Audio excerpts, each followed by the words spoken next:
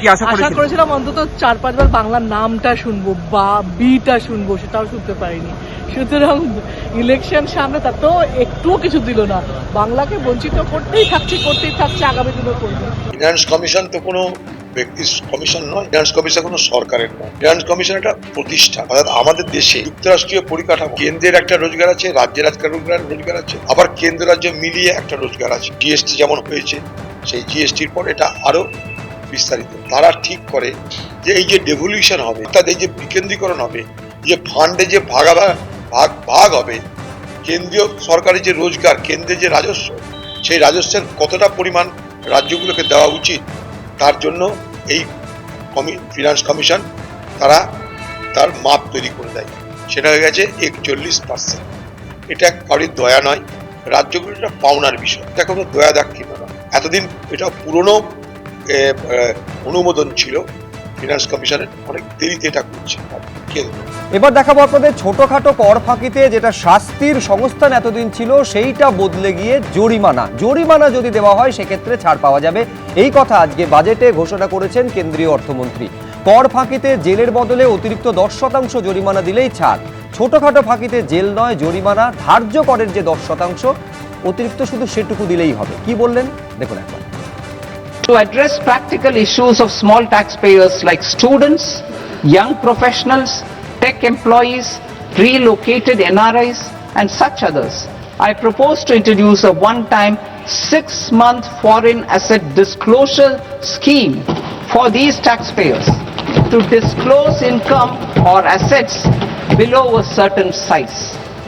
This scheme would be applicable for two categories of taxpayers, namely A, who did not disclose their overseas income or assets, and B, who disclosed their overseas income and or paid due tax but could not declare the asset acquired. For category A, the limit of undisclosed income or asset is proposed to be up to 1 crore rupees. They need to pay 30% of fair market value of asset or 30% of undisclosed income as tax and 30% as additional income tax in lieu of penalty and would thereby get immunity from prosecution. देखिए, पहले तो ये है कि आप जो हमसे सवाल पूछ रहे हैं, पत्रकार साथियों, आप सब हाउस में थे, आप में से बहुत लोग मीडिया गैलरी में उपस्थित थे। आपने ये देखा है कि जो बजट पेश किया गया, 1 घंटा 25 मिनट का फिनांस मिनिस्टर का स्पीच, 85 मिनट का स्पीच, 85 मिनट मतलब 5100 सेकेंड।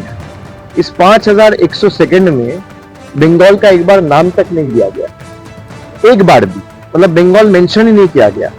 और बंगाल छोड़ दीजिए, जितना भी कम्युनिटीज है, चाहे फार्मर हो या देश के युवा हो, किसी के लिए कॉन्क्रीट जो सरकार artificial intelligence, skill India, technological advancement का बात करता है, युवकों को रोजगार कैसे मिलेगा, एम्प्लॉयमेंट कैसे क्रिएट होगा या किस दिशा में एम्प्लॉयमेंट क्रिएट हो सकता है, उसको लेके कॉन्क्रीट कोई चर्चा नहीं है, कोई मेंशन नहीं है बजट में।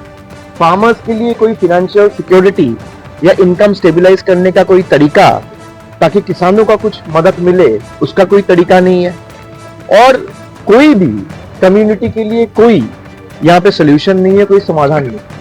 तो this budget is a faceless budget, baseless budget and a visionless budget. लेकिन सरकार कह रही है युवाओं के लिए, महिलाओं के लिए तमाम जो है कदम उठाए गए, खेलो इंडिया, खेलो मिशन के तौर पर किया गया महिलाओं की। सरकार कह रहे, तो इसलिए मैं कह रहा हूँ कि सरकार तो कहेंगी, सरकार अगर बजट पेश कर रहा है उसको डिफेंड करने का जिम्मेदारी सरकार का है।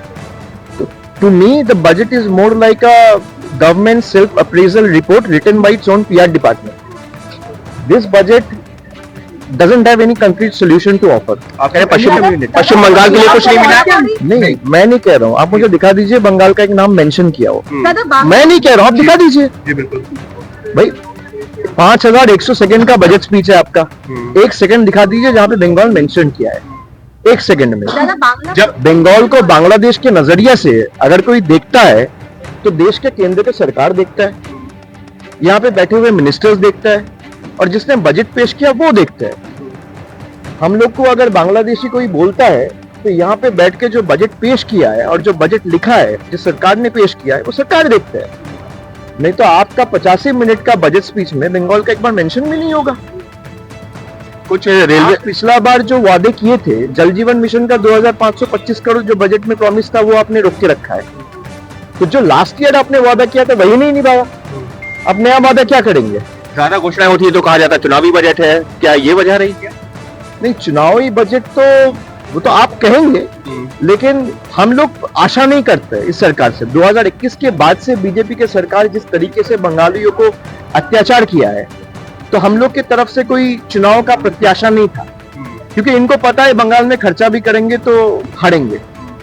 तो from their perspective if you see, they have preferred not to spend any money on Bengal because they know they are going to lose the state lock stock and barrel to Trinamool. ABP Ananda, এগিয়ে থাকে, এগিয়ে রাখে।